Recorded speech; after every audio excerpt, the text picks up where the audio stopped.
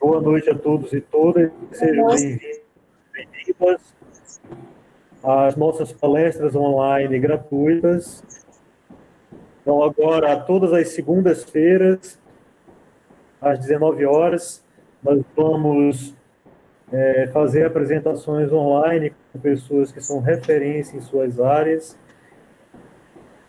Então, nós já temos palestras agendadas agora para o dia 6, 13, 19, 6, 13, 20 e 27 de julho. Ok, Wanderson, pode passar o slide, por favor? Então, sejam mais uma vez bem-vindos e bem-vindas. O nosso evento está sendo transmitido ao vivo pelo Google Meet, né, nessa sala de reunião, que nós já temos 29 pessoas, e também estamos online pelo YouTube, no canal da Inovária Ambiental.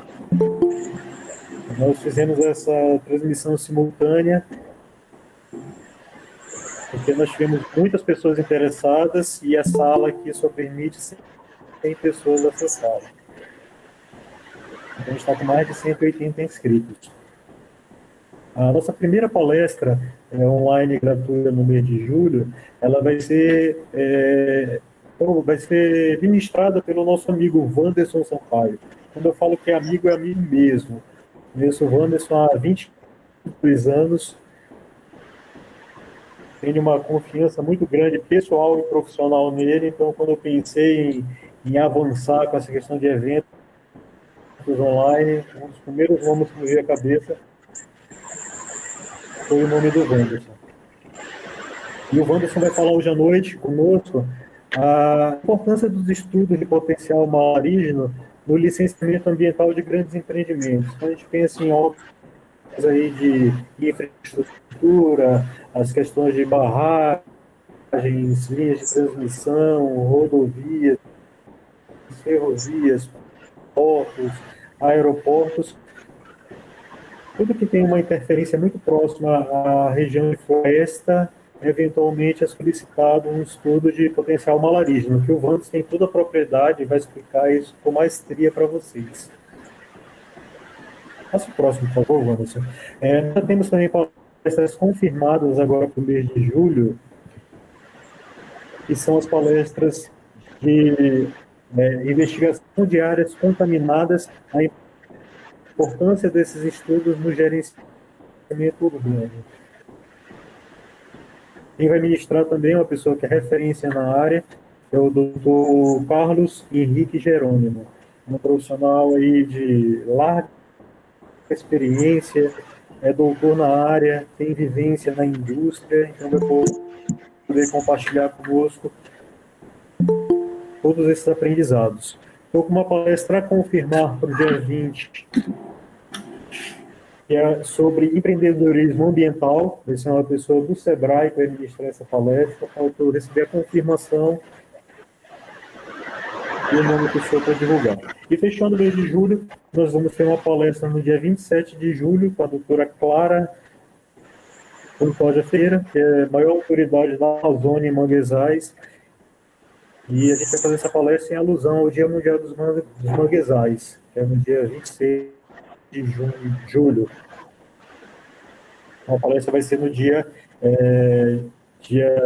27 às 19 horas. Todas elas sempre são as segundas-feiras às 19 horas, que a gente acredita que é um horário que todo mundo consegue participar. Se todo mundo não conseguir, pelo menos a maioria, né? Nós temos uma enquete, quase 80% das pessoas preferem esse horário. Tá? E sempre a gente vai fazer a transmissão pelo Google Meet e também pelo YouTube. Claro que isso é um aprendizado, né? A gente, a cada evento, a gente vai aprendendo, vai acumulando os aprendizados e fazendo com que eles funcionem melhor. Então, no mês de junho, nós fizemos uma semana integrada e solidária de meio ambiente. Todo o conteúdo está disponível lá no YouTube da Inovar Ambiental. Tivemos palestras sobre complicando o licenciamento ambiental, mercado de trabalho ambiental, sistema de gestão ambiental, a sustentabilidade no pós-pandemia e também sobre bioética ambiental. E no mês de agosto a gente vai avançar com esses eventos online. Estou estudando aí uns colegas que vão falar sobre monitoramento ambiental e corpos hídricos, usando os bioindicadores aí, as comunidades planctônicas. Tem um amigo que vai falar sobre direito ambiental e outro sobre logística reversa de resíduos. Então, se for dando certo, a gente vai avançando. E para vocês saberem da programação, fiquem atentos nas redes sociais da Inovar.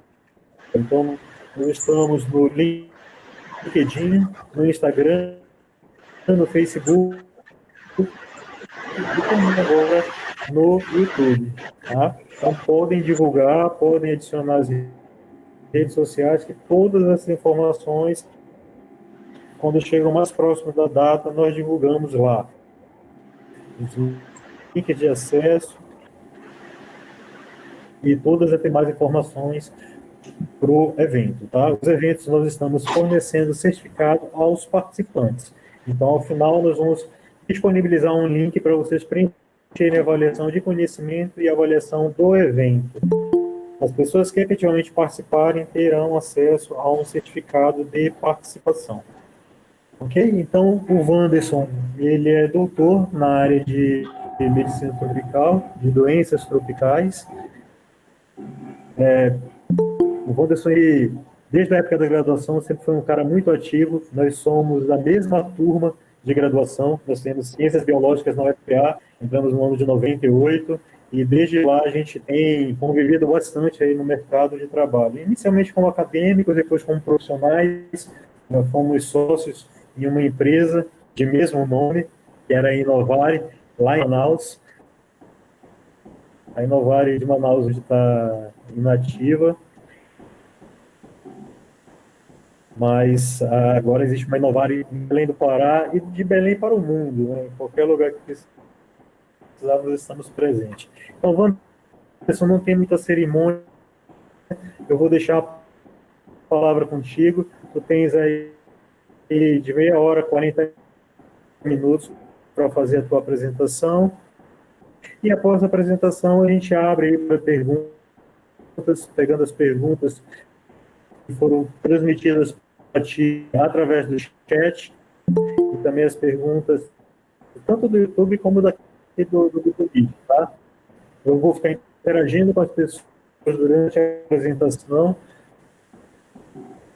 para coletar essas expressões, essas perguntas, e ao final eu transmito para você, e conforme você tiver disponibilidade tecnológica, a gente abre o áudio, tá? Perfeito. Agora eu vou pedir para vocês que, por favor, mantenham seus microfones desligados, tá? Tem alguns colegas com o microfone ligado e esse ruído de fundo ele interfere bastante, tá? Então a gente fica ouvindo um chiado, um latido. Então tem alguns colegas que estão com o microfone ligado. Por favor, mantenham desligados nesse primeiro momento. Na parte de debates, a gente organiza as inscrições e abre o microfone se for possível. Senão, a gente interage através do bate-papo, tá? Eu estou nos dois bate-papos, tanto no bate-papo do YouTube quanto no bate-papo do Google Meet. Wanderson, está contigo. Conduz aí da melhor forma que você achar. Obrigado, Mauro, pela apresentação, pelo convite. Eu queria, antes de mais nada, te pedir uma gentileza, porque enquanto você falava, a sua voz estava picotando. Então, eu vou tentar falar de uma forma mais pausada, e se ficar muito complicado, eu queria que você me avisasse, pode me interromper a qualquer momento, que aí eu vou tentando pausar mais ainda, né? Para mim também tem sido um aprendizado lidar com essas tecnologias, as tecnologias que eu domino são outras, né? E tem sido bem interessante. Bom, indo direto ao assunto, eu queria agradecer ao Mauro pelo convite, para compartilhar um pouco do conhecimento que a gente acumulou ao longo desse tempo, né, desde 2005, 2006, que foi quando eu comecei a trabalhar com malária especificamente.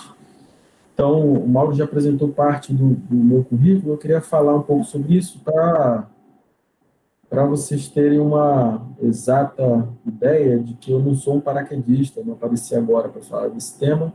Eu já trabalho com isso há bastante tempo, né, como eu falei, desde 2006, e ajudei, inclusive, a contribuir com a construção de parte dessas ferramentas, esses instrumentos legais que a gente vai abordar hoje nessa apresentação.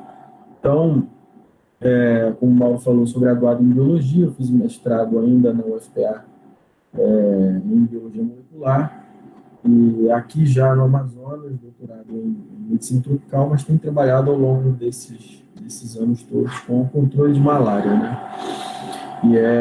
Que é algo que vem com um pano de fundo para tudo que a gente vai discutir agora. Eu vou tentar dar uma abordagem um pouco mais didática, porque boa parte do que a gente vai ver é legislação, e ficar enumerando artigos e dispositivos legais é uma coisa meio enfadonha, né?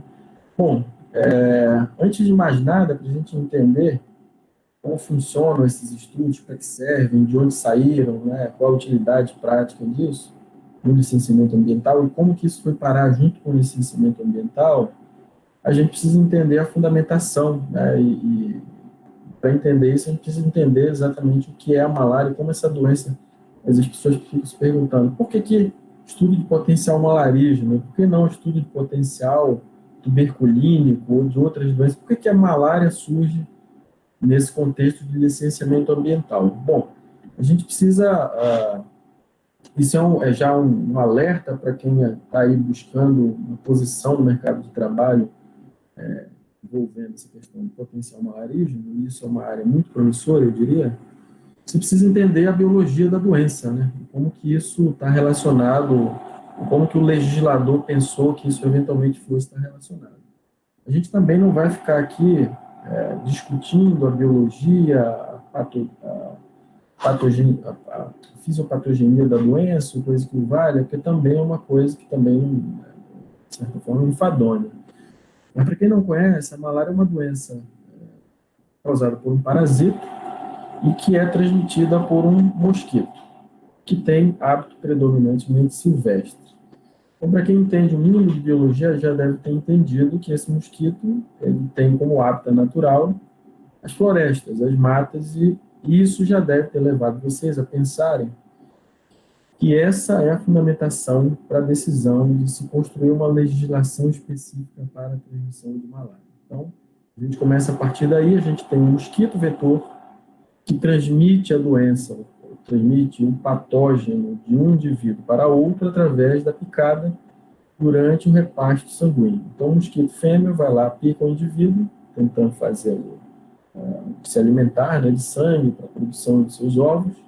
Ao mesmo tempo, ele se infecta, né, com o parasita, e uma nova picada, um outro indivíduo transmite a doença. Então, esse é o princípio das doenças transmitidas por vetores.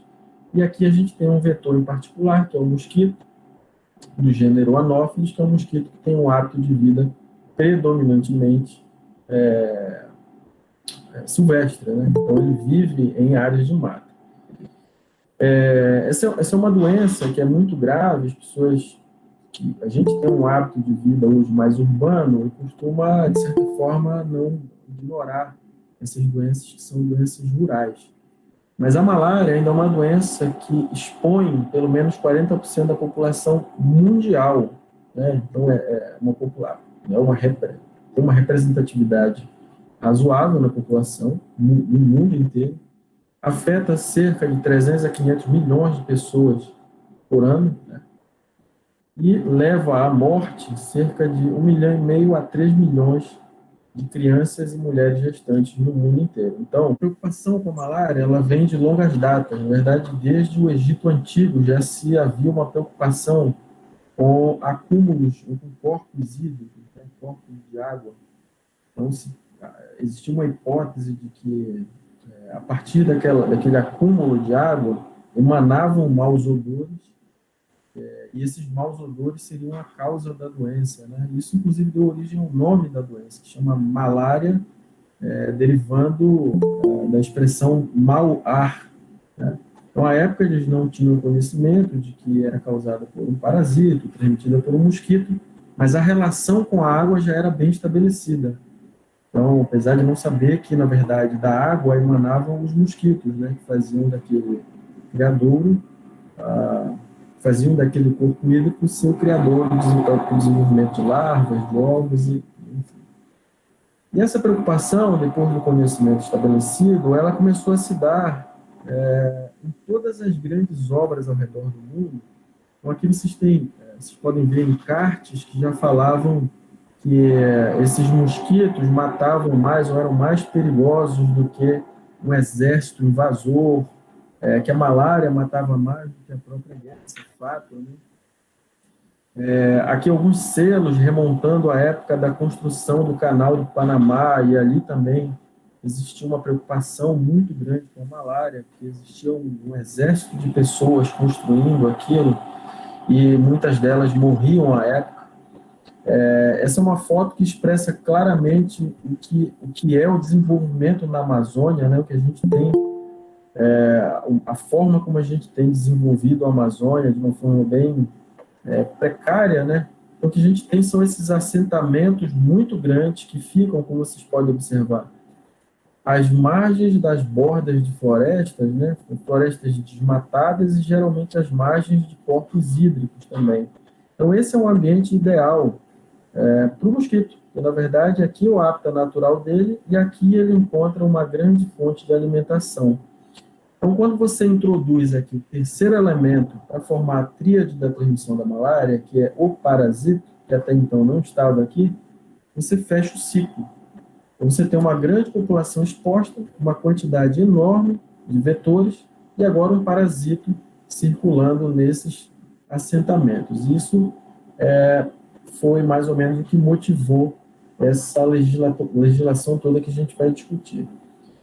Bom, eu vou falar só um pouco aqui desse artigo que a gente escreveu para a revista da Sociedade Brasileira de Medicina Tropical, em 2015, onde a gente menciona isso, fazendo um recorte, né, do estado do Amazonas, mostrando que, na verdade, a transmissão da malária em toda essa região, que vale para cá, para o Amazonas, vale para toda a região amazônica, a transmissão da malária, ela responde muito a comportamento humano. Então, aqui no gráfico, a gente mostra, por exemplo, um crescimento da malária no período posterior ao carnaval, um aumento dessa transmissão nos períodos de feriados em geral, principalmente, predominantemente feriado da Independência, da República, Natal, Carnaval. Então, de fato, a transmissão, existe uma micro-resposta da transmissão da doença a esses eventos que são sazonais, mas existe também uma resposta no longo prazo, o que a gente chama de ciclos de desenvolvimento. Então, nesse gráfico, a gente pode observar, nesse gráfico aqui embaixo, o número de casos, o número de registros de malária ao longo dos anos, desde a década de 60 até 2012. Então, a gente consegue observar que os picos de transmissão ocorrem imediatamente após os períodos de desenvolvimento. Então, aqui a gente teve, por exemplo, o período de desenvolvimento da Zona Franca de Manaus.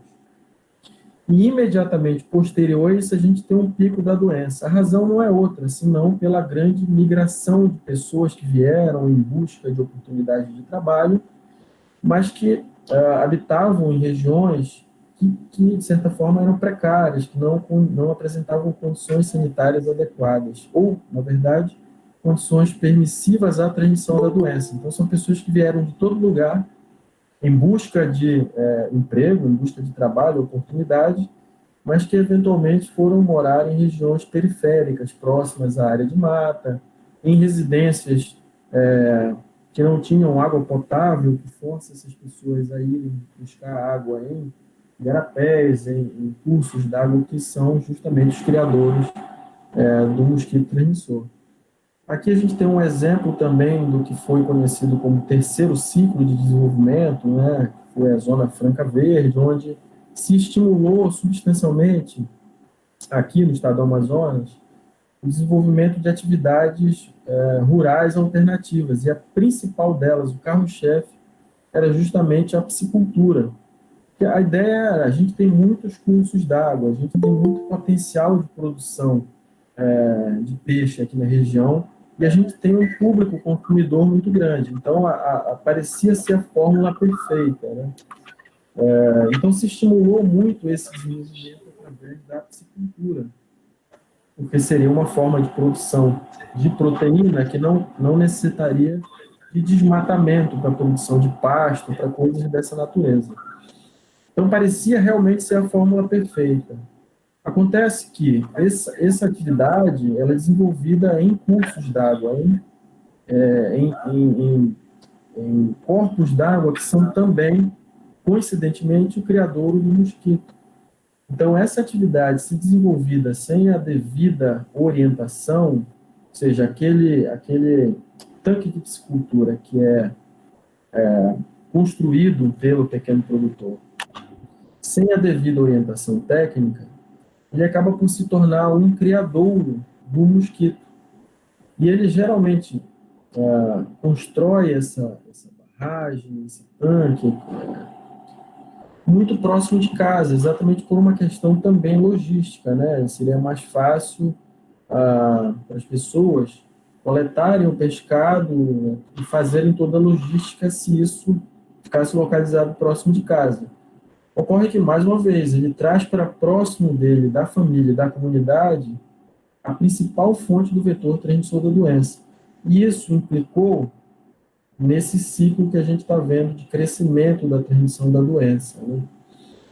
Logo depois disso, que foi talvez o pico mais altos, o governo federal, à época, aqui por volta dos anos 2000, desenvolveu o que ficou conhecido como PACM, que era o Plano Integrado de Ações de Controle de Malária, que implicou numa série de atividades que eu não vou enumerar aqui, porque a gente não teria tempo, mas que envolvia controle de vetor, controle da doença, distribuição de drogas, treinamento, aumento da disponibilidade de diagnóstico, e isso fez com que o número de casos da doença tivesse uma redução muito grande. Mais ou menos por aqui, nesse período, houve um desmonte desse plano, porque as pessoas entenderam que, olha, já que reduziu o número de casos, acho que já é suficiente, pode deixar que está tudo bem agora. Ocorre que, como eu já mencionei antes, a malária é uma doença que ela é muito responsiva. Se você não tem as ações de controle bem desenvolvidas, a transmissão volta para os mesmos níveis de antes. Então, o que a gente teve aqui é o que os autores, os malariologistas, costumam chamar de Vale da Morte, né? E você tem uma redução no número de casos, aqui você tem um desmantelo dos programas, né, do sistema de vigilância de malária, aqui você tem um aumento da transmissão, mas nesse período aqui do aumento da transmissão, a estrutura que você tinha aqui, nesse primeiro pico, ela já está toda desmantelada. Então, nesse período aqui, costuma ocorrer casos mais graves, mais óbitos, enfim. Bom, aqui no Amazonas, mais ou menos nesse período, eu já fazia parte do time à época, construiu um plano que a gente chamou de PACM, Plano de Ações de Controle de Malária do Amazonas. Então, a gente conseguiu, o principal, os componentes de controle aqui eram muito parecidos com o do PACM. Mas a gente tinha aqui conosco um componente muito forte, que era o componente sustentabilidade. A gente não queria ver de novo o que foi visto aqui. Então, nesse plano, além de ter tudo que tinha aqui, no PACM, que foi desenvolvido pelo governo federal, nós trouxemos para junto de nós ferramentas que davam sustentabilidade a isso. E uma delas era justamente o amparo legal. Então, a gente já tinha um subsídio, um substrato legal que nos permitia ter junto conosco o empreendedor. Então, a gente não queria que o empreendedor fosse visto como um problema, como um fator de risco para a malária. Então, a gente fez uso dessa legislação nesse período e nesse plano para a gente obter esse resultado que a gente consegue observar aqui. Isso eu não tenho o gráfico que mostra a continuidade, mas de certa forma se manteve sustentável aqui no estado. Então acho que a gente conseguiu ultrapassar essa barreira do Vale da Morte, mas isso envolve muita, o que a gente chama de advocacy, né? A gente precisa realmente, a gente não pode esquecer que a malária é um problema, a gente precisa estar renovando os áreas e discutindo isso sempre, para a gente não ter mais um Vale da Morte. Bom, nosso principal foco não era o pequeno empreendedor, apesar de ele também ser um importante parceiro nessa luta contra a malária. A gente tinha como principal foco os grandes empreendimentos. Por quê? Porque nesses grandes empreendimentos a gente tem vários movimentos, né? A gente tem, além dos funcionários, das pessoas que trabalham nessas atividades, a gente tem as populações que são afetadas, né? E entre esses grandes empreendimentos, a gente tem talvez o que mais impacta, que são esses movimentos, esses empreendimentos que motivaram, ou que foram vetores do processo de ocupação da Amazônia, que são os grandes projetos de assentamento rural, que são predominantemente conduzidos pelo INCRA. Então, a gente tinha também no INCRA um grande parceiro para que esse processo de ocupação fosse um processo de ocupação sadio, né, sanitariamente condicionado.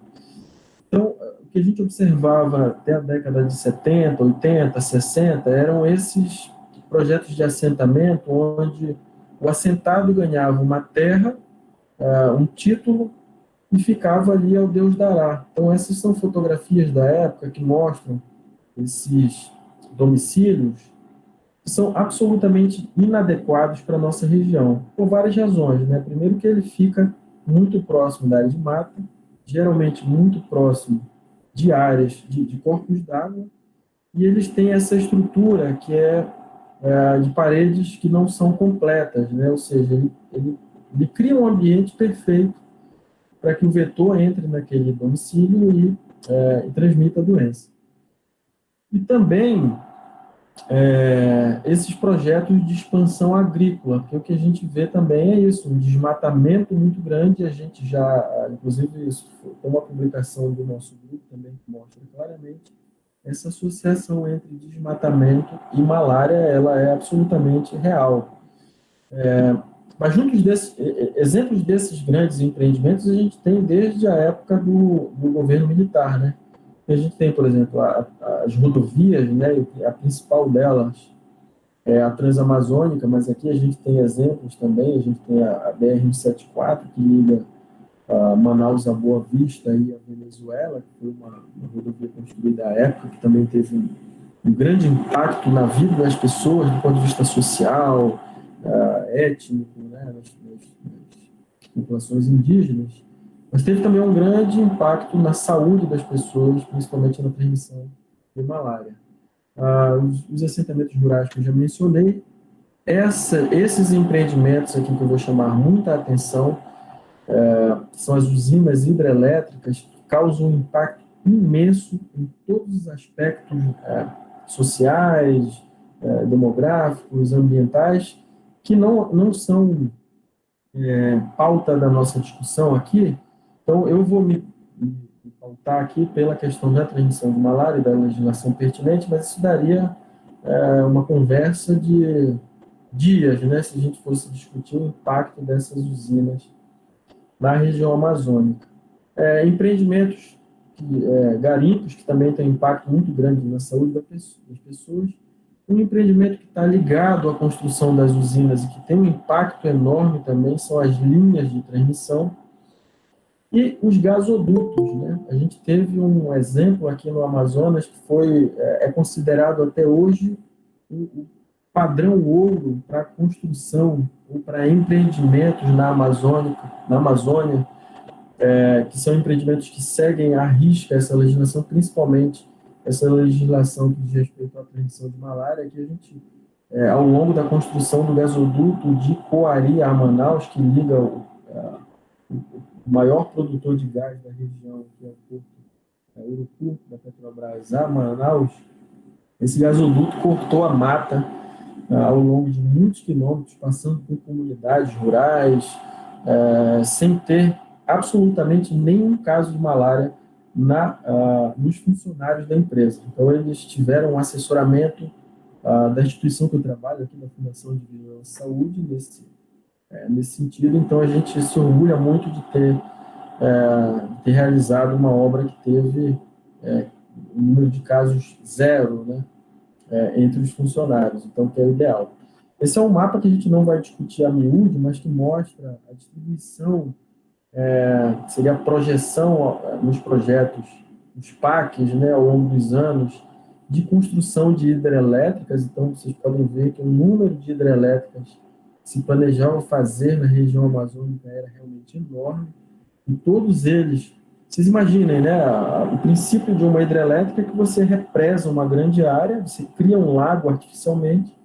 Vejam, eu já mencionei várias vezes aqui ao longo da apresentação, e a maioria de vocês sabe disso, nessa região, essa região é o criador do principal vetor da doença, né? Então, você amplia a capacidade de dispersão do mosquito, introduz uma população suscetível enorme que está vindo de todas as regiões do Brasil e do mundo naquele local.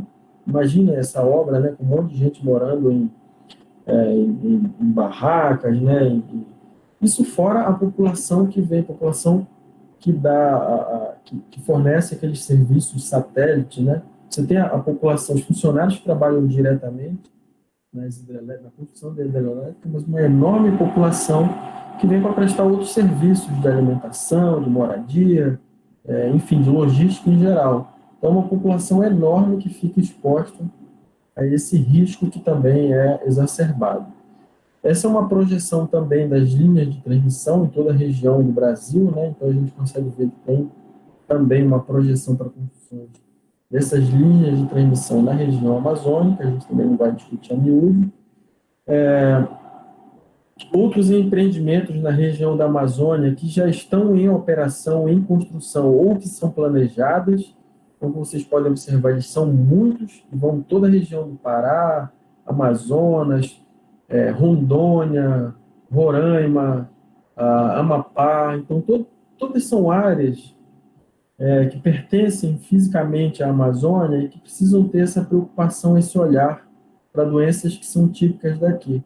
Aqui também são linhas de transmissão. A preocupação com linhas de transmissão é por razões óbvias, né? Você, mais uma vez, vai expor uma população enorme a uma área que é uma área muito sensível, que é a área de circulação do vetor, né? Bom, e como começou essa história toda, né? Eu vou tentar ser um pouco rápido também, para a gente não pra deixar um tempo para a gente discutir um pouco a discussão, que é a parte legal da história, né? Essa parte do marco legal, eu vou tentar passar rápido.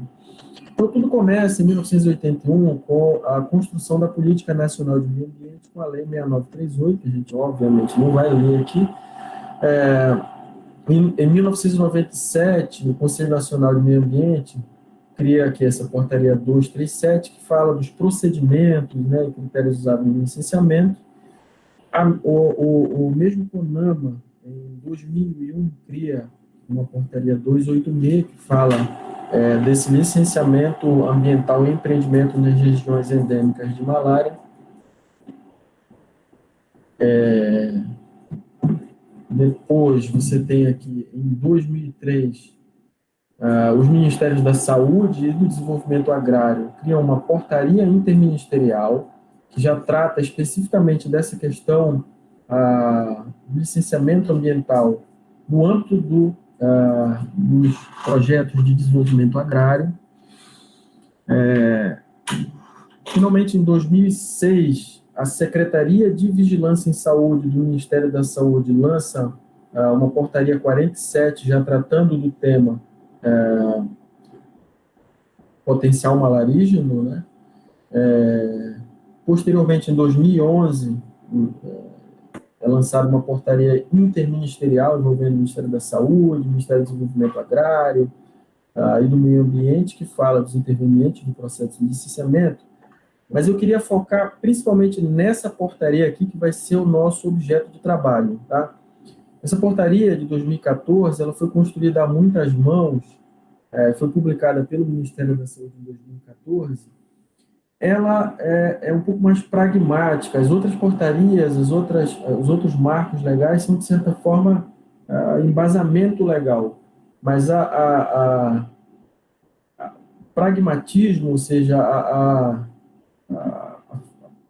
tornar a prática, né, ou deixar a coisa mais clara, e como que esses procedimentos funcionam, só veio em 2014 com essa portaria do Ministério da Saúde, porque à época a gente tinha uma legislação razoavelmente vaga, né? Essas portarias não definiam claramente qual o ente federado que era responsável por cada etapa do licenciamento, então tudo era mais ou menos ah, arbitrário, né? Então essa portaria veio para impor regras mais claras. Eu deixei um link ao final da apresentação para que vocês tenham acesso. Ela foi construída com a colaboração de vários estados. A gente aqui do estado do Amazonas cunhou alguns termos, inclusive, que fazem parte dessa portaria, né? Atestado de condição sanitária, o laudo, enfim, alguns termos, algumas siglas que vocês vão ver aí, inclusive, foram criadas no âmbito do estado do Amazonas. Aqui a gente tem uma legislação estadual em particular que eu não vou abordar aqui, mas a gente pode discutir também. Então, eu sugiro fortemente a leitura dessa portaria, porque ela é muito prática, né? Ela estabelece ali o passo a passo para como você, desde o processo de dar entrada na documentação, aonde dar entrada, quem vai ser responsável por quê, quem é cada elemento deles, o que é o laudo, o que é o atestado de condição, o que é o plano de avaliação, o que é o plano de ação. Então, isso tudo está bem definido nessa portaria 01 de 2014, que é do Ministério da Saúde, da Secretaria de Vigilância e Saúde.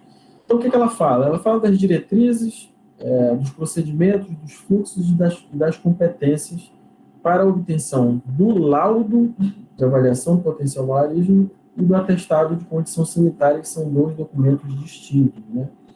Ela menciona também quais são as condições sine qua non, as condições para a elaboração do plano de ação de controle de malária, tanto para projetos de assentamento de reforma agrária, como para qualquer outro empreendimento localizado na região amazônica. Então, o que seria essa avaliação do potencial malarígeno que é mencionado nessa portaria como APM? Ele é um documento, um instrumento que permite a avaliação da estrutura de saúde dos municípios que vão ser impactados por aquele empreendimento. Se for um empreendimento, por exemplo, que é localizado em um único município, então isso vai ser responsabilidade daquela Secretaria Municipal de Saúde, e essa estrutura que deve ser avaliada é a estrutura pertinente àquele município. Mas imaginem vocês, por exemplo, uma linha de transmissão que conecta dois municípios distintos. Bom, aí você já precisa pensar, né, que a estrutura que deve ser avaliada é a estrutura dos dois municípios, e a responsabilidade pela fiscalização disso já deixa de ser dos dois municípios e passa a ser da Secretaria Estadual de Saúde. Então, quando você tem um empreendimento que aborda mais de um município, a responsabilidade passa a ser não dos dois municípios, mas da Secretaria do Estado. Significa que os dois municípios, as duas secretarias municipais de saúde estão isentas? Absolutamente não. Elas vão também ser subsidiárias e vão responder solidariamente, e isso parte por uma negociação. Isso, de certa forma, é complexo de entender, porque é preciso entender antes como funciona a estrutura do SUS. E o SUS, ele, ao contrário do que muitas pessoas pensam, ele não tem uma estrutura hierárquica, ele tem uma estrutura de coparticipação. Então, os municípios são responsáveis, mas o governo do Estado também é responsável solidariamente, e o Ministério da Saúde não deixa também de ser responsável complementar nessas ações de saúde. Nessa mesma avaliação, nessa APM, você tem componente que envolve avaliação epidemiológica da malária, análises entomológicas, ou seja, um componente vetorial, né, da distribuição do mosquito, que tipo de mosquito, que espécie de mosquito que habita aquela região, se é um vetor primário, um vetor secundário, se existe transmissão ativa da malária, que espécie do parasito que circula naquela área, circula com mais intensidade, com menos intensidade. Então, esse componente vai ser avaliado nessa avaliação do potencial malarígeno. Uma outra coisa que deve ser avaliada nesse potencial malarígeno são as características do empreendimento. Imagina, por exemplo, um empreendimento linha de transmissão. Então, você tem um conjunto de pessoas que vão, ao longo de alguns quilômetros de região, habitar temporariamente aquilo, mas distante de populações humanas, completamente distante. Se você tem já algum subsídio que lhe diz que aquela região não tem transmissão de malária há muitos anos, mas tem a presença do vetor, eu chamaria essa região de uma região sensível, né? Você tem ali, ou suscetível. Você tem componente humano, você tem o vetor, mas você não tem o parasito. Ora, que tipo de ação eu devo ter ali? Eu preciso imediatamente fazer borrifação, termonebulização, coisas do tipo? Talvez não. Talvez eu deva fazer uma vigilância para que eu não tenha a entrada do parasito naquela pequena comunidade de trabalhadores, né? Então, essas atividades que vão ser descritas lá no plano de ação, elas vão ter como base essas características que vão ser levantadas do município, da região do empreendimento e das características do empreendimento. Esse plano de ação, ele tem que incorporar as áreas de influência direta e indireta. Como eu mencionei, imagina que é uma linha de transmissão e a área de influência direta é aquela onde a linha passa. E a área indireta são aquelas comunidades que circundam aquela região do empreendimento. Ora, se você não tem uma comunidade nenhuma morando no entorno, significa dizer que essa área de influência indireta ela não é exatamente uma preocupação. Mas imagina que eu estou construindo uma hidrelétrica, próximo de várias regiões, várias comunidades indígenas, comunidades ribeirinhas, comunidades quilombolas. Então, a área de influência direta e indireta passa a ser uma preocupação muito maior do que no empreendimento que não tem essa população circundante, né? Esses empreendimentos grandes, eles passam por uma questão de financiamento. Veja, se a área de influência direta, que é responsabilidade do empreendedor, é a única preocupação, esse financiamento ele fica a cargo, esse financiamento das ações de mitigação fica a cargo do empreendedor. Se essa área de influência indireta envolve comunidades que dependem do SUS para ter o seu controle, esse financiamento ele não pode ser um encargo para o SUS. A responsabilidade tem que ser de quem gerou esse problema, ou seja, do empreendedor. Então, se uma das formas de mitigar esse impacto causado é transferir esse financiamento de ações para a área de influência indireta para o SUS.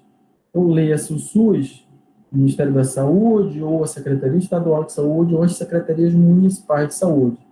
As atividades do SUS vão ser desenvolvidas pelas secretarias de saúde, mas o financiamento vai ser fomentado pelo empreendedor. Isso tem que estar muito bem descrito no plano de ação, que depende da avaliação do potencial malarígeno. Então, não é uma coisa estanque. Esse plano depende de uma avaliação, e essa avaliação ela depende de um olhar sobre várias condições que envolvem a transmissão, as populações afetadas, o tipo de empreendimento e muitas outras coisas. O objetivo desse plano de ação é mitigar o impacto da transmissão de malária que tenha sido eventualmente ocasionado, ou, que vá ser ocasionado pelo empreendimento. Então, o técnico que escreve esse plano de ação, ele tem que ter uma visão holística, ele tem que ver às vezes a gente recebe um mapa onde vai ser implantado um empreendimento, que é uma região de mata. Então, alguém poderia pensar, bom, aqui não tem ninguém morando, não tem nenhuma população no entorno, não tem transmissão de malária, porque não tem gente, então não tem problema. Você tem que ter uma visão para além disso. Você tem que observar como que o empreendimento vai se colocar naquele local, que tipo de pessoas vão entrar e qual pode ser potencialmente como aquele empreendimento pode incrementar a transmissão. Esse é um passo a passo, vou tentar passar bem rápido. Eu acho que o Mauro vai disponibilizar essa apresentação para vocês como fonte de pesquisa. Mas tudo começa com o empreendedor protocolando o requerimento do laudo do potencial malarígeno, da avaliação do potencial malarismo da proposta do plano de ação. Onde que ele vai protocolar isso? Depende. Se for um empreendimento que vai afetar um único município, na Secretaria Municipal de Saúde daquele município. Se for mais de um município, na Secretaria Estadual de Saúde. Se for mais de um estado, no Ministério da Saúde, Secretaria de Vigilância em Saúde. Esse requerimento vai ser avaliado pela secretaria pertinente. Isso, depois de aprovado, vai ser enviado ao IBAMA ou à Secretaria Municipal de Saúde ou à Secretaria Estadual, de Meio Ambiente, né, o órgão fiscalizador ambiental, como condição para a emissão da licença prévia. Esse processo todo ocorre antes da licença prévia. A licença prévia só deve ser liberada uma vez que esse requerimento tenha sido feito e que o plano de ação tenha sido aprovado e que o laudo do potencial malarismo tenha sido liberado pelo órgão estadual ou municipal ou federal de saúde. Feito isso, e aprovada a licença prévia, como requisito para a licença de instalação, mais uma vez o empreendedor deve protocolar requerimento para obtenção do atestado de condição sanitária, que também tem que ter associado a ele um plano de ação de controle de malária detalhado. Isso, mais uma vez, será avaliado pelo órgão de saúde, e isso vai ser emitido ao órgão, submetido ao órgão fiscalizador de meio ambiente, que vai liberar, eventualmente, ou não, a licença de instalação. Isso tudo não exime o órgão de saúde de vistorias ao longo do período para manutenção do atestado de condição de saúde até a liberação da licença de operação. E mesmo após a liberação da licença de operação, a fiscalização pelo órgão de saúde continua. Esse é um passo a passo, desde a licença prévia, e o que cada ente tem que fazer. Então, aqui o empreendedor protocola o termo de referência junto ao IBAMA para obtenção da licença prévia.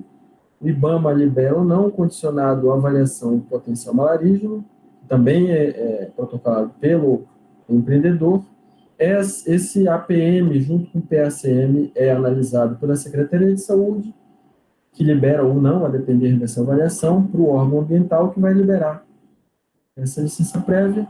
E essa história que eu já contei mais ou menos, só que num fluxograma bonito, para vocês entenderem. Eu vou passar um pouco rápido, porque a gente já está esgotando o tempo, se não me falha a memória.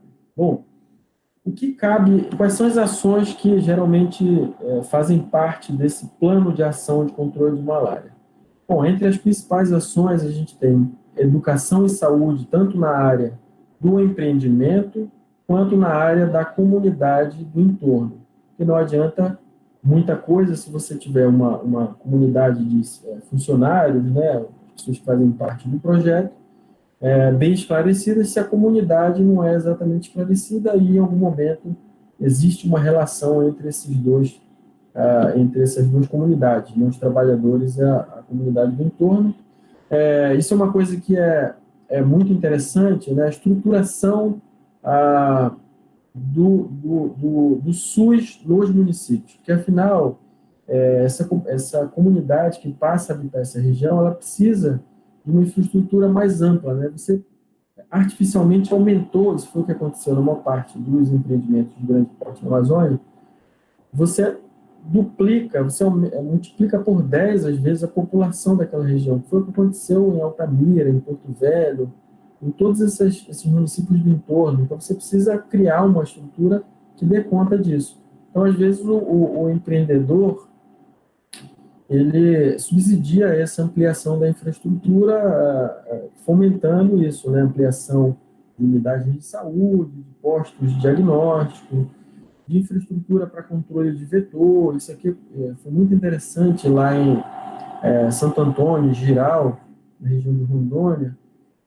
O empreendedor distribuiu muito esses mosquiteiros impregnados com inseticida, que é uma das ferramentas mais interessantes para controle de malária no intradomicílio. Então, a pessoa deita dentro da rede, fica protegida com essa rede, com esse mosquiteiro que é impregnado com nanopartículas de inseticida. Então, quando o mosquito vem para fazer o repasse sanguíneo, ele tem contato com esse inseticida e morre antes mesmo de tocar o paciente. Então, essa distribuição de mosquiteiro, ela foi uma atividade muito interessante.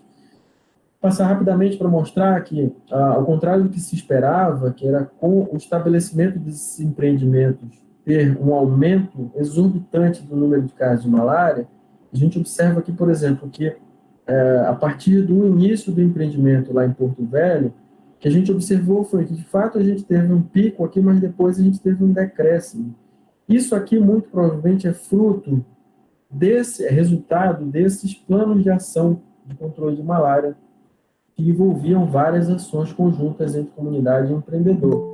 A mesma coisa nós vimos em Alta Floresta e Paranaíta, Jacareacanga, todas as regiões, áreas de influência direta ou indireta. Então, nesse plano, a gente tem atividades que são muito pragmáticas, que passam por borrifação com inseticida de domicílios, aplicação de nebulização espacial, que é o fumacê, né?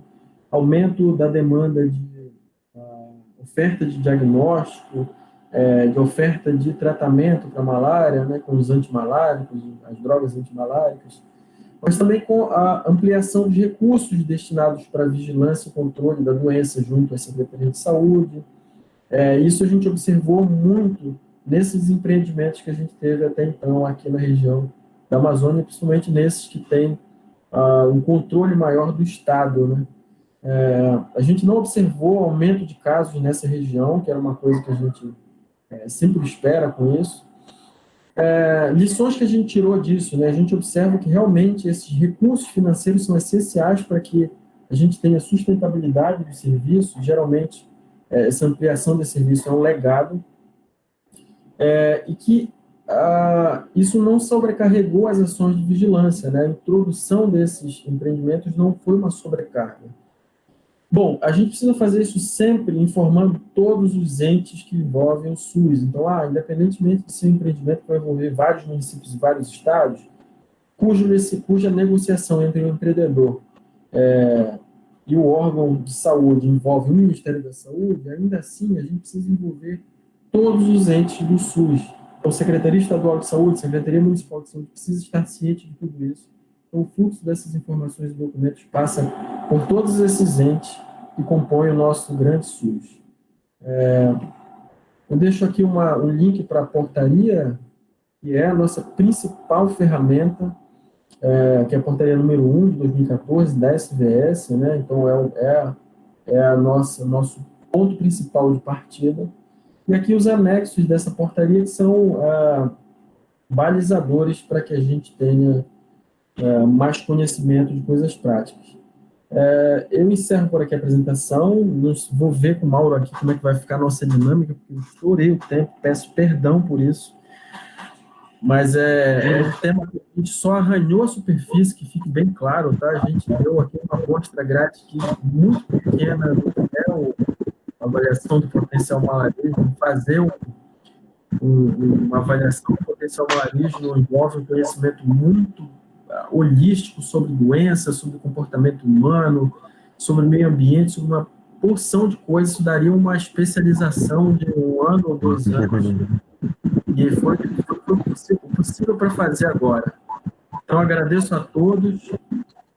Peço desculpa mais uma vez por ter sido prolixo, mas é que o tema me deixa realmente empolgado. Agradeço mais uma vez a participação do Mauro e abro aí para a gente negociar como vai ser a próxima etapa do nosso encontro aqui. Wanderson, obrigado aí pela brilhante palestra. Eu acho que a gente conseguiu finalmente superar os problemas tecnológicos aqui. Nossa, foi sofrido na primeira fase, hein? Estava com um delay absurdo. E aí eu consegui, enquanto estava rolando a palestra, eu estava consertando. Eu acho que agora está bem. Eu acho que agora a turma do YouTube está vendo bem, né? A turma aqui do Google Meet está vendo bem. Agora eu estou com 3 dispositivos, eu não estou só mais com 2. E aí melhorou agora. Agora melhorou. Então, muito obrigado, Ivanes, pela confiança, pela amizade. Dá para ver que tu és apaixonado pelo que tu falas. A gente conversou bastante, tu disseste, vamos fazer em meia hora, em 40 minutos. Mas deu um pouquinho mais, mas deu mais, deu bastante mais, mas deu de conteúdo de qualidade. Então, eu acredito que todo mundo gostou muito. Já começou a chover parabéns aqui para ti, ó, parabéns, ótima palestra, muito bem, muito bom, adorei, muito bom, excelente. Mas ela tá aqui, eu tô vendo. A Reginelli, falei certo? Reginelli Miriam, tá certo o nome? Tá, né? A Reginelli, ela fez uma pergunta, se ela quiser, como não tem outra pessoa inscrita ainda, a gente está esquentando, eu posso abrir teu áudio para tu fazer essa pergunta diretamente para o Wanderson. Claro, Fica à vontade. Ok. Posso fazer? À vontade. Abre teu coração, Reginelli. Tudo bom, Anderson? Tá eu bom. estou começando agora, né? Agora nesse segundo período de 2020, eu vou começar o curso de gestão ambiental. Então, assim, eu tenho muita curiosidade. E uma coisa que me gerou dúvida foi quando você comentou sobre as comunidades, né? E eu queria saber se aqueles assentamentos, eles eram como essas invasões de hoje em dia, essas comunidades que normalmente moram pessoas, né, que invadiram. É a mesma coisa ou não? Não faz sentido o que eu estou falando? Tá, deixa eu te dizer mais ou menos como funcionava. Eu também não sou, apesar dos cabelos brancos, eu não sou tão antigo. O que eu vou te reportar aqui é o que eu aprendi muito com colegas com quem convivi e aprendi muito. Eu diria que aprendi muito mais com eles do que aprendi nos meus 4 anos e meio, 5 anos de faculdade, pós-graduação, que foram pessoas que trabalharam na antiga Sucan, né, e depois passaram para a Funasa, e que viveram muito próximos do desenvolvimento da Amazônia como ele foi concebido na época do governo militar, né? Então, esses assentamentos do INCRA, à época, eles eram absolutamente legais do ponto de vista jurídico, né? Então, aquelas pessoas tinham um documento que lhes dava posse da terra, mas o método utilizado era absolutamente inadequado, e hoje a gente sabe disso, né? Então, o que acontecia era o seguinte, você tinha ali a fase das máquinas, né? As máquinas passavam abrindo o que eles chamavam que era visto de cima como uma espinha de peixe, né? Você tinha ali um estirão, né? Um eixo principal, vários pequenos ramais, e as pessoas eram deixadas nesses ramais. Então, alguém dizia assim, olha, o teu terreno vai daqui até ali, boa sorte, fica com Deus. Da mesma forma que essas pessoas ficavam lá dessa forma, o agente de saúde, que à época era da Sucan, da Funasa, era deixado quase que igualmente, com uma bomba de um lado e inseticida do outro, e dizia assim, é contigo, resolve aí. E às vezes ficava 30, 40, 60 dias no meio daquele assentamento, e esse indivíduo era o médico, o enfermeiro, o agente de saúde, o biólogo, o farmacêutico, ele era tudo. Ele cruzava, cabeceava, agarrava, ele fazia o diagnóstico, ele tratava, ele borrifava a casa do indivíduo e, eventualmente, ele levava esse indivíduo para ter alguma assistência mais especializada.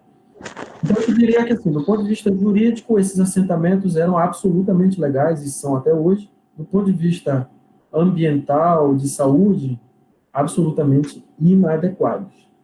Então, essa legislação surgiu um pouco disso, né? Porque, veja, se a gente observar em essência, ali a gente tinha... Quem fazia isso era o governo federal, ok? O governo federal, através do INCRA, dava a terra para o indivíduo. Esse indivíduo, eventualmente, morria por causa da terra, né? Ou seja, por causa daquela condição dele, ele morria. O mesmo governo federal, através do Ministério da Saúde, não queria isso. Eu não quero que as pessoas morram, né? Esse é o princípio. Porque, assim, eu imagino como um grande ente, né? O governo federal como um grande ente, ao mesmo tempo que quer salvar, quer matar. Então, essa legislação surgiu a partir dessa incoerência, né? Eu diria incoerência, né? Porque você dá ali uma forma de sustento, mas, ao mesmo tempo, aquela forma de sustento era também ali a fonte de doença, eventualmente de morte. Das histórias que me contaram, tem algumas que eu passaria assim, 8 desafios contando histórias aqui, mas eu vou para uma que é bem marcante, assim. Em algum momento o INCRA disponibilizava, fornecia isso foi história que me contaram também, uma pequena fábrica de caixões, de tanto que morria gente nesses assentamentos. Então, era garantido ali o mínimo que era um local, uma madeira para garantir um local para enterrar o indivíduo. Então, a coisa chegou a esse absurdo. Né? Deixamos isso para o passado, imagino. Entendi. Obrigada. Ótimo, ótimo, Wanderson. A turma está te parabenizando aqui, o pessoal gostou. A gente está vendo aqui que o tema gerou bastante demanda, né, gerou muito interesse. Eu estou deixando correr porque assim, a gente teve um problema na fase inicial, né, um problema técnico, rolou um delay grande, então algumas pessoas se prejudicaram, mas eu estou vendo aqui que a gente teve bastante espaço na sala, quem estava no YouTube, que estava com maior dificuldade, eu trouxe a maior parte para cá, fornecendo o link, e depois a gente vai fazer a edição desses probleminhas e vai para o ar. A palestra que vai ficar lá no YouTube vai ficar com alguns cortes desses erros técnicos, vai ficar somente o conteúdo. Antes de continuar as perguntas, eu vou colocar aqui, já coloquei na verdade, através desse link que está aí no bate-papo, no chat, vocês podem acessar para fazer a avaliação de conhecimento, avaliação do evento e também a validação de presença de vocês. É a partir da informação desse formulário que nós vamos emitir os certificados de participação de vocês, tá? Como a gente teve esses erros técnicos, eu queria já aproveitar e dizer que, uma vez a gente subindo a palestra para o YouTube, a gente vai dar até sexta-feira, para quem não conseguiu assistir, porque teve algum problema de cair conexão, de não entrar. Então, quem assistir no YouTube, preencher esse link, a gente também vai considerar como válida a frequência e a participação para emitir certificados, tá? Acho que o importante é a gente levar conhecimento para todo mundo, nivelar os técnicos com um bom nível, e o Wanderson, com a experiência dele, com a capacitação, conseguiu fazer isso com bastante didática. Ok, Wanderson? Então, que o link que você postou é o link do Meet. Desculpa, é o link do Meet, não é esse, desculpa. Enquanto eu corrijo o link, eu posso agradecer o pessoal pelos elogios, agradeço muito. Eu queria agradecer, na verdade, vocês por me dar a oportunidade de estar aqui compartilhando, é sempre excelente. Obrigado pelos elogios, a gente tentou fazer o melhor possível, contando com essa tecnologia que a gente está ainda tentando domar, né? Mas achei que foi ótimo, eu agradeço bastante. Eu posso pensar aqui a pergunta da Deise? A Deise fez uma pergunta que é bem legal, que dá pano para manga aqui. Ela Fica à vontade. Se o Plasmodium pode estar presente na prole do mosquito vetor da malária, e se essa prole, após atingir a maturidade, pode disseminar a doença. Veja, Deise, diferente dos arbovírus, que é o que acontece com a Zika, a dengue, chikungunya e os demais arbovírus, o Plasmodium não existe demonstração na literatura de que o Plasmodium é transmitido por via transovariana. Então, a Deise... Não, foi outra Deise que saiu. Então, essa transmissão transovariana ou transmissão vertical, que é o que se fala quando o patógeno é transmitido para a prole, isso não acontece na malária. Então, isso é uma das coisas que nos permite pensar que é possível eliminar a doença da face da Terra, porque se você elimina os parasitos que estão circulantes nas populações humanas e elimina os parasitos circulantes nas populações de vetor, ora, se não existe mais parasito, não tem mais doença. Você pode ter mosquito em quantidades e densidades que você quiser e ainda assim você não vai ter a doença. Isso foi o que motivou o Bill Gates a iniciar uma campanha mundial para eliminação, para erradicação, na verdade, da malária. Então ele pensou, ele é um cara muito pragmático, ele pensou, se basta eu eliminar o parasita, e o parasita não é transmitido através da prole, e não é transmitido predominantemente por pessoa a pessoa, eu elimino esse parasita das populações de vetores, da população de humana e acabou, né? Parecia muito simples a priori.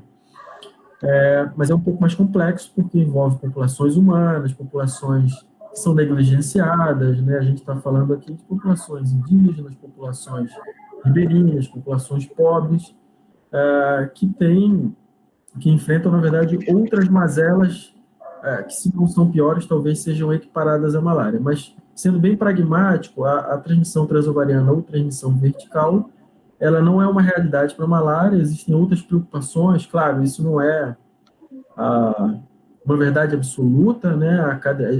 A gente fala assim, a malária como se fosse uma coisa só, e o anófilis como se fosse uma coisa só, mas existem algumas espécies de plasmódio e algumas espécies de anófilis, né? Então, cada um tem um comportamento distinto, ocupa um hábitat diferente, tem um hábito alimentar diferente. Então, não é uma coisa só. E, ao mesmo tempo, o conhecimento científico não é estanque, não é absoluto, né? É possível que o que eu estou falando para vocês hoje, como isso vai ficar gravado para a posteridade, eu não posso me arriscar a dizer que isso é uma verdade absoluta, é possível que apareça uma evidência amanhã na literatura mostrando que sim, existe uma espécie de plasmódio que transmite por via transovariana e pronto. Aí, né? Não quer dizer que eu estou mentindo para vocês agora, tá? Mas essa não é uma realidade. Correto? Wanderson, tem mais duas perguntas para você aí. O Antônio Calil está fazendo uma pergunta para você. Tem também vou verificar aqui. Nossa colega Alessandra. Pode interagir com a turma diretamente no chat, tá? O pessoal está esquentando. O link eu já enviei corretamente, tá? Então o link que está agora aí abaixo é o link correto. Deixa eu ver se eu entendi aqui se o Antônio Calil está perguntando ou está afirmando que, em função da Covid, a CESPA, a Secretaria de Estado do Pará, aceita emitir o atestado de condição com 2 campanhas de coleta, porque normalmente na portaria está descrito que são 3 campanhas, né? Então, pelo que eu estou entendendo, é uma afirmação, né? A CESPA mudou o protocolo. Então o Antônio Calil está afirmando, perfeito. Essa legislação estadual, ela, como eu falei, né, ela depende muito do entendimento das secretarias estaduais de saúde. Então, a CESPA pode, como um membro do SUS, né, como um elemento que compõe o SUS, tomar essa decisão. E eu acho super pertinente, porque a gente vive um outro momento, acho que todos os protocolos de tudo na vida precisaram ser revistos, né? Então, acho que foi muito interessante a decisão da CESPA. Acho que as secretarias estaduais, de modo geral, devem rever seus protocolos para tudo. Se a gente observar bem sobre essa decisão, a gente, aqui na região amazônica, não tem estações bem definidas, né? Aliás, a gente tem 2 estações bem definidas, a chuvosa e a seca, né? Menos chuvosa. Então, a gente tem a transmissão da malária aqui, ela tem uma sazonalidade muito marcante. E é uma sazonalidade que é bimodal, ela tem ali claramente um pico no período chuvoso e um outro pico no período não chuvoso. Então, talvez essa coisa de ter 2 campanhas amostrais para ver a densidade de vetor e a diversidade de vetor nesses 2 momentos seja suficiente. Talvez para outras regiões não seja, né? Então, nesse sentido, acho que faz sentido, é muito pertinente que a gente tenha os municípios e os estados fazendo parte disso. E veja, imagina que um técnico lá do Ministério da Saúde, que não conhece a realidade da Amazônia, tenha que tomar essa decisão. Muito provavelmente a decisão dele não vai ser mais dentro do contexto do estado em que vive, o estado do Pará, por exemplo. Então, as pessoas que vivem no estado do Pará têm muito mais conhecimento disso.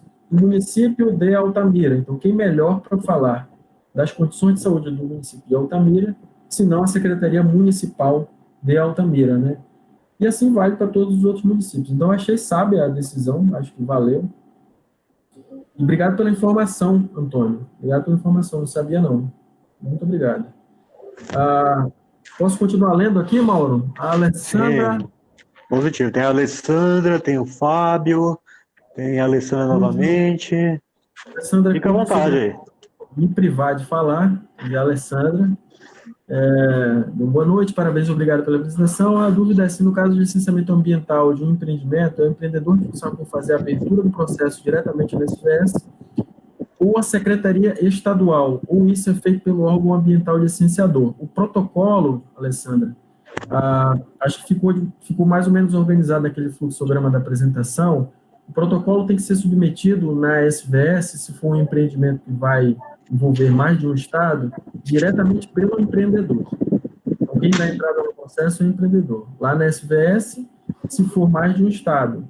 Se for um estado só, na Secretaria Estadual de Saúde daquele estado. Se envolver apenas um único município, na Secretaria Municipal daquele município. Então, essa é a regra. Agora, vejam, a legislação estadual e municipal, ela é dinâmica, ela está viva. Então, é possível que alguns estados tenham legislações muito específicas que tratem desse tema. Por exemplo, o estado do Amazonas tem ou desenvolveu uma ferramenta, um instrumento legal, que é o nosso marco regulatório de saúde, de vigilância em saúde, que aborda esse tema do potencial malarígeno. Então, seria uma legislação adicional, você teria que estudar e se debruçar sobre, quando se tratar de um empreendimento aqui no estado do Amazonas, necessariamente. Da mesma forma, o estado do Pará deve ter uma legislação específica, ou se não tiver, vale a legislação federal, mas cada ente tem liberdade para legislar sobre o tema de forma complementar, que não pode um governo, uma Secretaria Estadual de Saúde, fazer um instrumento que vai de encontro o que a portaria federal já diz. Então, complementar algo que falta, pode.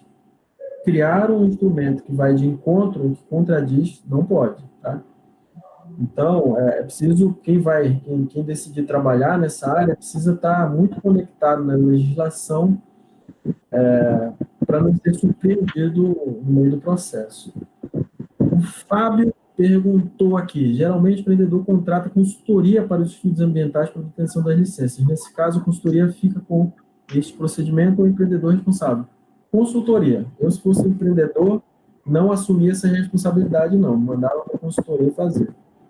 Porque não é meu pensamento, não é a área fim do empreendedor, é uma parte, um conhecimento que ele vai precisar agregar desnecessariamente. Eu diria que as consultorias ambientais precisam se apropriar muito mais ainda dessa legislação de potencial malarígeno, porque o que a gente vê ainda, via de regra, são empresas de consultoria que não têm o menor conhecimento dessa legislação, e isso é super compreensível, porque é uma legislação específica para a Amazônia, e a gente ainda tem aqui na Amazônia uma carência de consultorias ambientais. Então, geralmente, as empresas que vêm dar consultoria na Amazônia são empresas de fora, que estão acostumadas com outra realidade, que não tem essa exigência, que é muito específica para cá, e que tropeçam, deslizam e patinam nessa legislação porque não compreendem isso, essa peculiaridade. E tem uma outra coisa muito interessante que eu tenho observado, na verdade a gente observou, o Mauro também é testemunha disso, que são empresas que, no levantamento de custos, não incluem no seu orçamento esse componente. Então, o que ocorre é que isso tem um custo, né? Fazer essas campanhas de levantamento, de entomológico, epidemiológico, implantação de laboratórios de coleta de lâmina, isso tudo tem um custo e não é barato. Então, quando você combina esse custo com a logística da empresa, ou quando combina esse custo com o custo das etapas de licenciamento, de prospecção, de qualquer natureza, esse custo é diluído.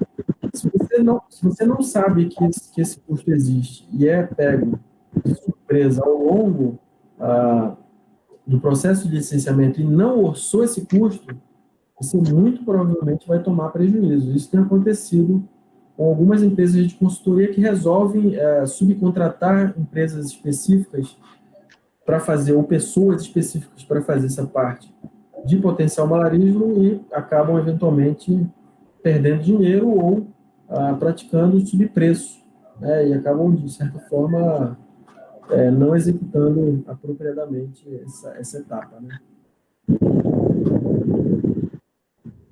Ok, a Alessandra fez outra pergunta. Ainda no caso do licenciamento ambiental de um empreendimento, o processo, a solicitação e emissão do laudo do atestado ocorre da mesma forma caso o empreendimento afeta apenas o município, constante de municípios pertencentes à área de risco ou endêmicas para malária. Sim, processo de solicitação, acho que eu já até respondi essa pergunta, né? O processo de solicitação deve se dar junto a Secretaria Municipal daquele único município afetado. Bom, o Antônio está dando uma dica aqui, que o empreendedor continua tendo a obrigação de apresentar os resultados da terceira campanha o mais rápido possível. Ah, entendi, perfeito. Então, quer dizer, tem que fazer as duas campanhas, mas em algum momento vai ter que fazer a terceira campanha também, né? Para quem não está entendendo nada dessa história de campanha, foi pego de surpresa pela discussão, se vocês forem ler a portaria, se tiverem curiosidade, uma das obrigações de quem vai fazer esse levantamento é realizar 3 campanhas de coleta entomológica, ou seja, o levantamento para ver a entomofauna, né, a presença do vetor, a diversidade desse vetor naquela região. Isso precisa ser amostrado em 3 momentos distintos ao longo do ano. A ideia desse requisito é que a gente tivesse ali uma representatividade amostral também no tempo e no espaço. Que a gente diga assim, olha, não encontrei absolutamente nenhum anófilos naquela região, mas eu fiz a amostragem no período de alta transmissão, média transmissão e baixa transmissão. Então, o que eu estou dizendo aqui, eu posso afirmar categoricamente. Ou, só encontrei mosquito no período de alta transmissão. Então, quando o Antônio falou aí, campanha, primeira campanha, segunda campanha, terceira campanha, é disso que a gente está falando. São essas idas a campo para coleta de mosquito para amostragem. É isso. Bom, Wanderson, eu acho que assim, o papo vai longe, tá bacana. Eu quero deixar o seguinte direcionamento para vocês. Essa palestra, ela vai ser editada para tirar alguns errinhos técnicos, algumas informações que não são pertinentes para quem vai assistir no YouTube, mas ela vai ficar disponível.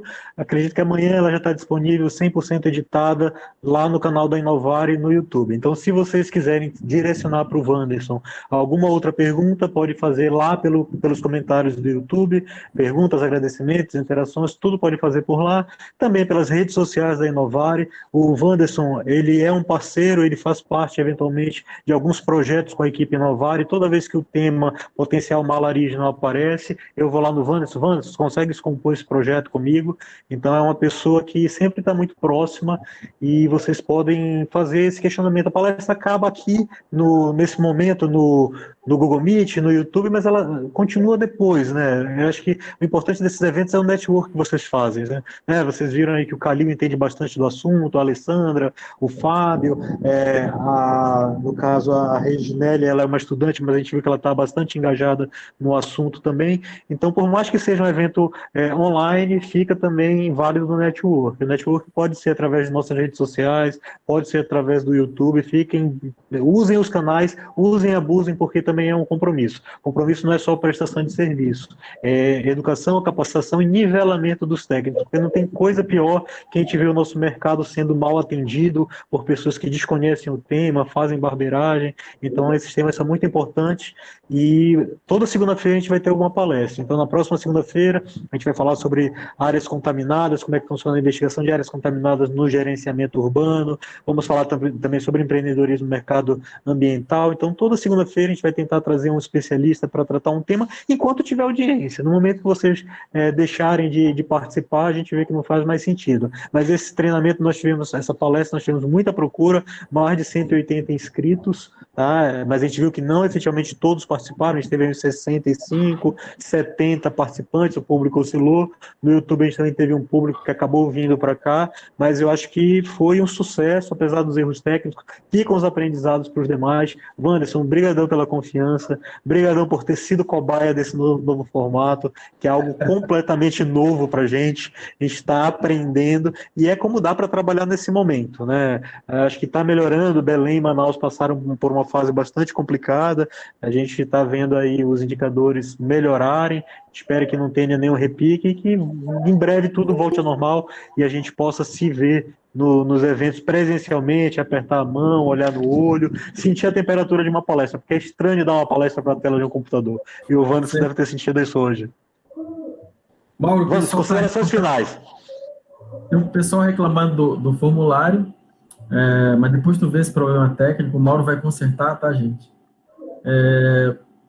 Eu queria finalizar agradecendo a participação de todos, dizendo que eu estou muito satisfeito por trazer essa discussão para cá, porque é um tema que é a doença é negligenciada, o tema é negligenciado, e a gente precisa, de certa forma, fazer diferente, né? A gente precisa fazer a diferença. Então, também, queria deixar esse recado para o pessoal que está pensando como mercado de trabalho, é um mercado de trabalho em franca expansão. Como eu falei para vocês, as empresas de consultoria que estão trabalhando aqui são predominantemente de fora da Amazônia, e a maior parte delas não conhece essa realidade do ponto de vista jurídico, do ponto de vista da nossa realidade. Então, a gente tem que fazer a diferença enquanto amazônidas e mostrar que a gente está aqui para ocupar também esse nicho, ocupar esse espaço,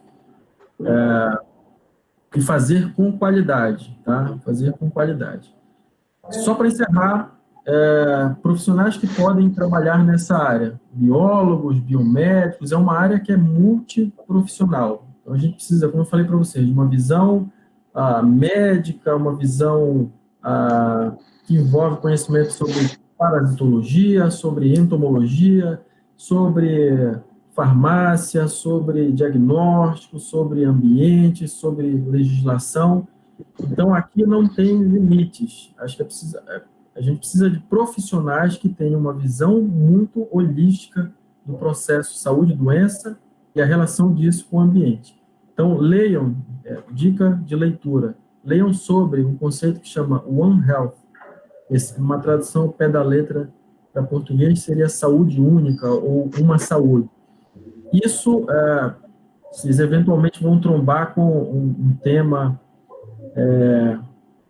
falando sobre o One Health e Covid, porque não sei se vocês estudaram um pouco sobre Covid, vocês vão perceber que tudo se originou supostamente a partir do contato entre seres humanos e animais silvestres, que perpassa por isso que a gente está discutindo aqui, da relação do homem com o ambiente. Então, para vocês terem uma ideia de que esse conceito de One Health, ele é muito, muito amplo, e ele fala dessa relação da gente com o ambiente, com os animais, com os patógenos e tudo mais. Então, boa sorte na busca de vocês, obrigado mais uma vez pela participação, obrigado, Mauro, pelo convite, e estou à disposição de vocês, e se cuidem, tá? Se protejam na medida do possível, tentem manter os bons hábitos de limpeza e de higiene e distanciamento social na medida do possível. Um abração a todos e tchau, tchau. Beleza, Wanderson. Eu estou vendo aqui, todo mundo realmente está reclamando que está com problema o formulário, vou corrigir o formulário, tá? E para todos os inscritos, eu tenho o e-mail de vocês no formulário de inscrição, vou encaminhar para aquela lista toda. Quem não assistiu a palestra vai assistir, vocês podem repassar para outros amigos de vocês, também para eles assistirem no YouTube depois. E o interesse é que esse conteúdo chegue ao máximo de pessoas, então divulguem, acessem o canal, acessem as redes sociais, e em breve teremos novos eventos. E sim, as sugestões de vocês todas a gente considera, mas além do formulário, não esqueçam, pode comentar rede social, WhatsApp, e-mail, a forma que vocês querem sugerir além do formulário também fiquem à vontade. O formulário ele realmente é para validar o certificado de vocês e para a gente ter um feedback do que funcionou ou não funcionou para ajustar para os próximos, tá? Mas vou consertar o formulário e amanhã eu passo para vocês no e-mail que vocês forneceram para inscrição, e amanhã também já está disponível no YouTube, na íntegra, a palestra com a edição dos erros, tá bom? Então, uma boa noite, obrigado a todos, espero vocês nos próximos eventos. Tchau, tchau, abração, pessoal. Tchau, Mauro. Tchau, tchau.